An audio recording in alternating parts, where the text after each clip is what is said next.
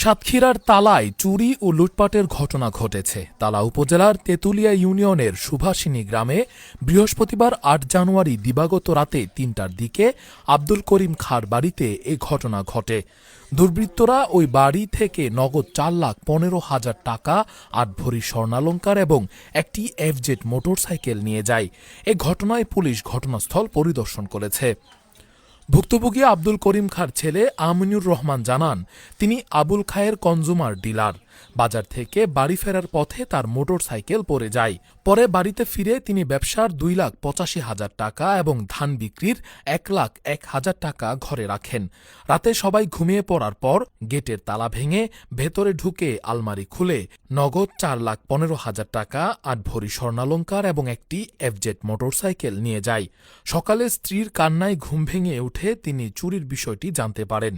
আব্দুল করিম খাঁর ছোট ছেলে ময়দুল ইসলাম জানান, তিনি বাজারের একটি চায়ের দোকানে চা খেয়ে অসুস্থ হয়ে পড়েন। পরে বাড়িতে এসে ঘুমিয়ে পড়েন। সকালে তার ভাবির চিৎকারে ঘুম ভাঙে।